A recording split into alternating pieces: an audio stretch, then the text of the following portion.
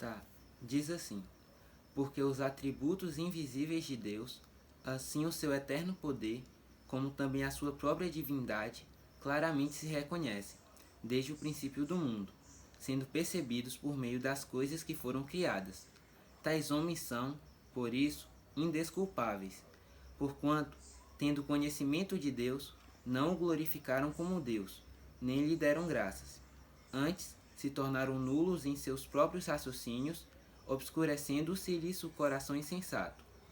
Inculcando-se por sábios, tornaram-se loucos, e mudaram a glória do Deus incorruptível em semelhança da imagem de homem corruptível, bem como de aves, quadrúpedes e répteis.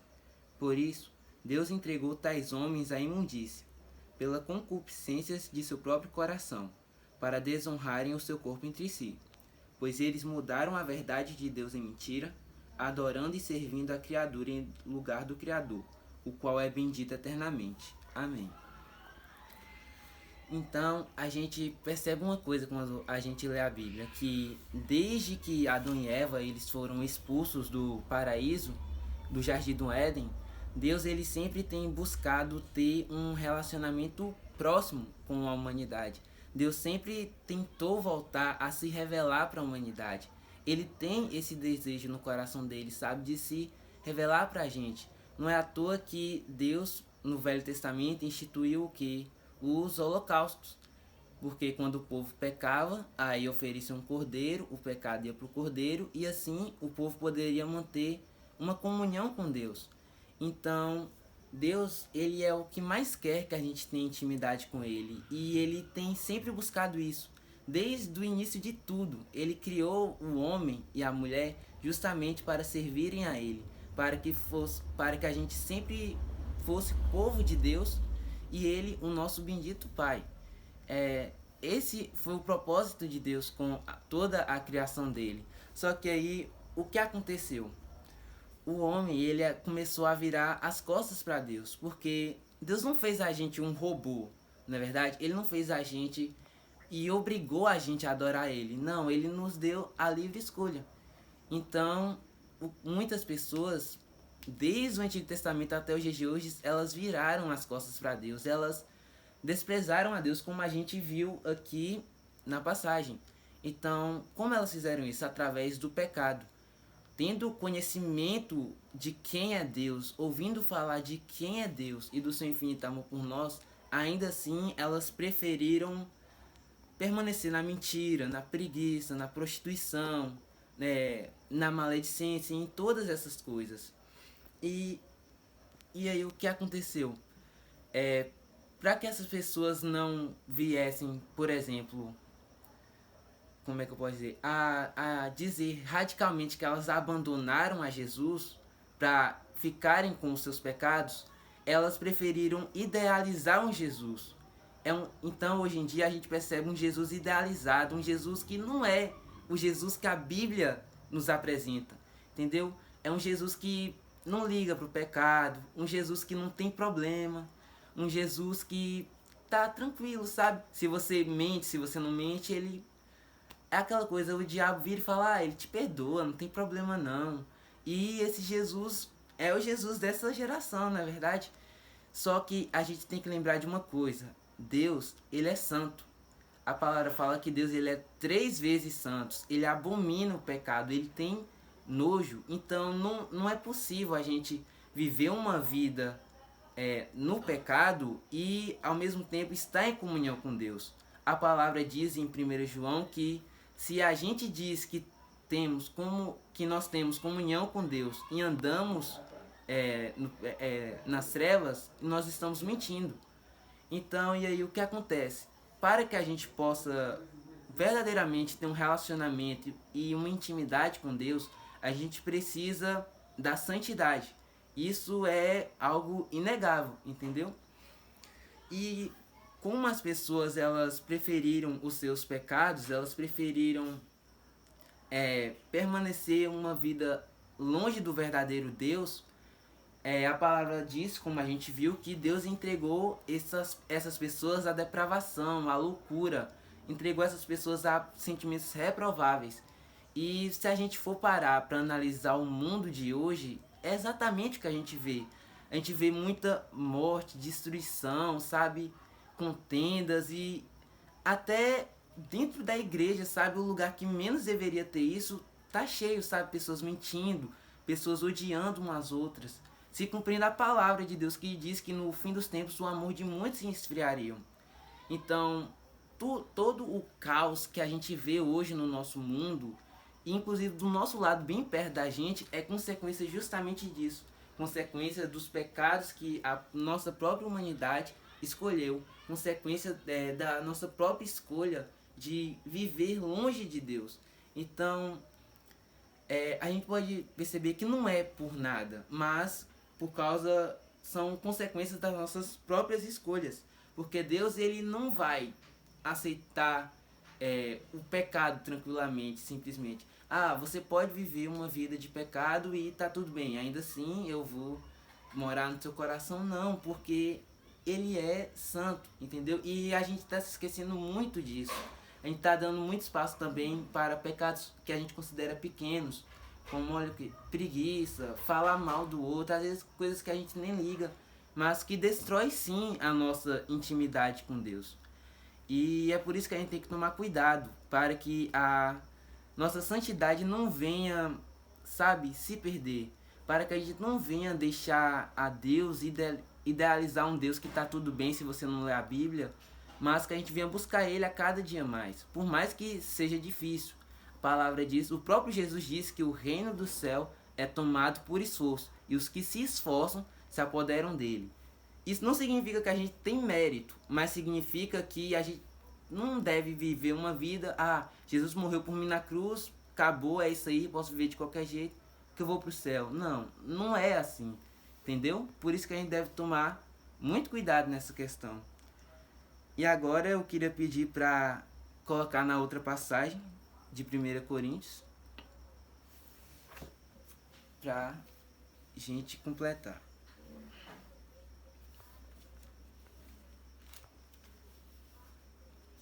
Só abrir aqui. Tá. A mensagem da cruz. Certamente, a palavra da cruz é loucura para os que se perdem, mas para nós, que somos salvos, poder de Deus. Pois está escrito, destruirei a sabedoria dos sábios e aniquilarei a inteligência dos instruídos. Onde está o sábio? Onde o escriba? Onde o inquiridor deste século? Porventura, não tornou Deus louca a sabedoria do mundo? Visto como, na sabedoria de Deus, o mundo não o conheceu por sua própria sabedoria, aprove a Deus salvar os que creem pela loucura da pregação. Porque tanto os judeus pedem sinais, como os gregos buscam sabedoria. Mas nós pregamos a Cristo crucificado, escândalo para os judeus, loucura para os gentios. Mas para os que foram chamados tanto judeus como gregos, pregamos a Cristo, poder de Deus e sabedoria de Deus. Porque a loucura de Deus é mais sábia do que os homens, e a fraqueza de Deus é mais forte do que os homens. Então, por aí, lendo essa passagem, a gente percebe também o porquê que a nossa geração é uma geração que não quer buscar a Deus. Não é uma geração que, mesmo sabendo da consequência do pecado, mesmo sabendo que um dia Deus vai julgar a todos nós segundo as nossas obras, ainda assim ela não se importa, sabe? E vive como se não fosse haver consequências dos nossos erros, sabe? Dos nossos erros conscientes. E aí a gente vive dessa forma, sabe? E é por isso que o mundo tá tão depravado. Por isso que hoje, principalmente entre os jovens, a gente vê que, poxa, jovem cristão hoje é o quê? É um careta. É um otário, não serve pra nada. É assim que as pessoas olham muitas vezes a gente. Porque a mente delas está obscurecida, o coração delas está endurecido por causa do pecado. E a gente tem que tomar cuidado mais uma vez, porque se a gente não vigiar, isso pode acabar acontecendo com a gente, sabe? Mas mesmo em tanto causa assim, a gente percebe que há sim salvação. Há sim, não pelos nossos próprios méritos, porque se fosse assim ninguém ia se salvar. Mas pelo fato de Jesus ter ido até a cruz e morrido em nosso lugar, então há salvação. Porque se a gente for meditar em Romanos 7, se eu não me engano, a gente vai ver que é impossível a gente se sujeitar a Deus pela nossa própria força, por causa da nossa natureza pecaminosa. Então é impossível a gente, sabe, viver para Deus sozinho, sabe? Ninguém pode falar eu vivo para Deus porque eu sou bom, eu leio a Bíblia todos os dias porque eu sou top. Não, ninguém consegue fazer isso sozinho, entendeu? Mas a gente só é livre do pecado, a gente só é livre, sabe, dessa escravidão por causa do sangue de Jesus naquela cruz. É como está escrito em Romanos 6, na verdade, que nós somos salvos pela graça, nós somos livres pela graça. Então, a partir do momento que a gente se entrega a Cristo, agora a gente não é mais obrigado a pecar como antes. A gente não peca, digamos assim, por falta de escolha, porque o pecado domina a gente, porque quem habita agora é o Espírito Santo. E aí, no caso, a gente tem a certa escolha de pecar e não pecar, de mentir ou de falar a verdade, de levar Cristo até as outras pessoas ou se esconder. Então, nós somos livres pela graça de Deus. E por isso, mais uma vez, a questão do vigiar. Porque se a gente não se atentar e ficar esperto com as tentações, o pecado ele tenta voltar, entendeu? A palavra de Deus diz que quando um espírito maligno sai do homem, ele anda por lugares áridos, até que ele, não encontrando morada, ele volta e, achando aquela casa onde ele estava bem arrumada, bem limpa, ele leva 7 espíritos piores do que ele. E por isso que a gente tem que, mais uma vez, vigiar. Porque essa questão de servir a Deus ser loucura para a nossa geração, ser algo que não vale a pena, está presente até mesmo dentro da igreja. A gente pode notar. Dentro da igreja a gente vê pessoas lá adorando a Deus, buscando a Deus, mas vivendo uma vida totalmente fora dos padrões bíblicos, uma vida totalmente distante daquilo que realmente se chama santidade, entendeu? Porque todos nós pecamos e a gente tem que tomar cuidado, entendeu? Por isso que nossa geração não olha para os cristãos com os bons olhos. E quando eu estava meditando essa palavra, enquanto Deus estava falando comigo, o Espírito Santo até me disse uma frase que eu até anotei aqui. É bem assim, ó. A loucura de viver para Cristo é mais sábia do que a decisão de viver uma vida inteiramente para si. Então, toda vez que o pecado vier, que tentar nos dominar, que vier aquela vontade de fazer o desejo da nossa carne, a gente tem que se lembrar de que viver para Deus, na verdade, é verdadeira sabedoria, é o verdadeiro poder do Espírito Santo tá habitando em nós. Por isso que o diabo ele tenta voltar, porque ele sabe que não é ele mais que domina a nossa vida. E ele tenta vir de qualquer jeito, só que ele não pode mais nos tocar, porque estamos selados com o Espírito Santo. E esse fato de Jesus ter morrido em uma cruz por a gente, para nos livrar do nosso pecado e nos fazer e nos santificar para Deus, para que a gente possa se apresentar a Deus, ter acesso à presença dele. Isso que é visto como loucura na nossa geração é, na verdade, a verdadeira sabedoria de Deus. Como a gente viu falando, que os judeus pedem sinais e os gregos buscam sabedoria. Mas Cristo crucificado é escândalo para os judeus e loucura para os gentios. Mas os que foram chamados, tanto judeus como gregos, Cristo é o verdadeiro poder de Deus e a sabedoria de Deus.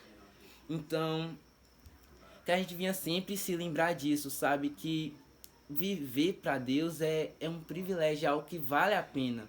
Não vale a pena trocar uma eternidade por um momento de prazer com o pecado. Não vale a pena trocar a vida reta com Ele, a paz, a alegria e tudo que Ele nos proporciona, coisas que a gente não merece, por causa de um desejo carnal.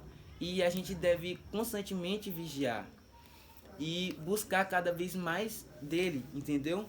Porque é na cruz que nós temos a vitória e não nas coisas desse mundo. Então, por mais que os jovens de hoje achem chato, achem uma loucura, achem que é algo bobo, que fica, você tá indo na igreja pra quê? Tem tanta coisa nesse mundo pra se divertir, não é? Mas é aquela coisa, nessa vida não há nada que verdadeiramente valha a pena além de Jesus, além da nossa salvação. Por isso que nós devemos todos os dias buscar mais a Ele. E antes de terminar, eu queria pedir para abrir só mais uma passagem que Deus pediu para eu falar isso também, que também é em Romanos 11:36. É rapidinho.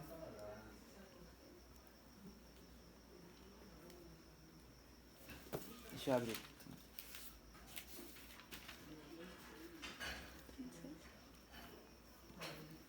Porque, assim, enquanto isso eu vou falando. Nós, principalmente a gente, né, nós que somos estudantes, a gente que é jovem, que está agora no colégio e futuramente nós vamos para uma faculdade, vamos trabalhar, vamos ter um emprego. A gente começa a estudar muitos filósofos agora, né, que se perguntam qual o sentido da vida, qual o nosso propósito aqui, perguntas realmente interessantes, filosóficas, perguntas inteligentes, sabe? E muitos deles, sabe, têm uma... Por mais que eles sejam intelectuais, muitos deles têm uma concepção errada, uma concepção que vai contra o cristianismo. E se a gente for olhar hoje, principalmente dentro das universidades, existe como se fosse uma revolta contra Deus, sabe? É algo realmente que é como se tentasse provar que Deus não existe, é como se tentasse ir contra o nosso Salvador. E a gente tem que estar vigiando muito nisso, porque é uma tentação muito grande você chegar num lugar, como nós vamos chegar futuramente, eu creio, e ter, sabe, pessoas ali todo momento querendo te comprovar cientificamente que Deus não existe. Aí, aquela velha pergunta que acho que quase todo crente já escutou. Se Deus é bom, por que o mal existe? Se Deus é bom, por que tem fome na África? E, bem, não só na faculdade, claro, mas a todos os momentos, Satanás ele tenta afrontar a nossa fé. Ele tenta afrontar. Então, vamos usar a Bíblia para ver realmente qual o sentido da nossa vida. Sabe? No livro de Eclesiastes, se a gente ler, a gente vai ver que tudo é vaidade. Então, a riqueza não vale a pena.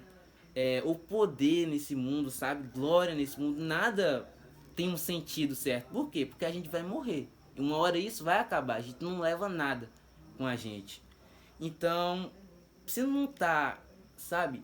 Se, por exemplo, se a gente vive aqui nessa terra, mas onde está o propósito dela? Não está nas coisas terrenas, não está nas coisas desse mundo. O sentido na nossa vida está em Deus e apenas em Deus. Não é à toa que o versículo diz: porque dele e por meio dele e para ele são todas as coisas. A ele, pois, a glória eternamente. Amém. Entendeu? Então, muitas vezes a gente até se pergunta por que nós estamos aqui. Nós estamos aqui por causa dele. Como é que a gente veio para esse mundo? Como é que a gente veio parar aqui? A gente veio para esse mundo por meio dele. E para que nós estamos aqui? Qual o nosso sentido aqui? O sentido da nossa vida aqui é tudo para ele. Então, não gira em torno da gente, gira em torno dele. Então, a gente tem que tomar muito cuidado para também não tomarmos a glória de algumas coisas para a gente e nem para deixar tipo as correntes de pensamento, nada disso, sabe, que futuramente a gente vai estar tendo que estudar, tomar nossa mente, sabe, que nossa mente possa estar firmada em Jesus, firmada apenas nele, sabe, porque o que não vai faltar é tentativa do diabo de nos afastar de Deus. Isso aí vai sempre ter. Mas se a gente mantiver os nossos olhos firmes em Jesus, então certamente teremos vitória. Não é à toa que também está escrito, né, que o Deus da paz em breve esmagará debaixo dos nossos pés a Satanás. Então, que a gente possa vigiar, buscar andar em santidade e viver para Cristo, porque só Ele tem o sentido dessa vida. Não está no pecado, não está nos prazeres desse mundo, não está em nada. Está apenas nele. E é isso. Queria ouvir o que vocês tem a comentar também.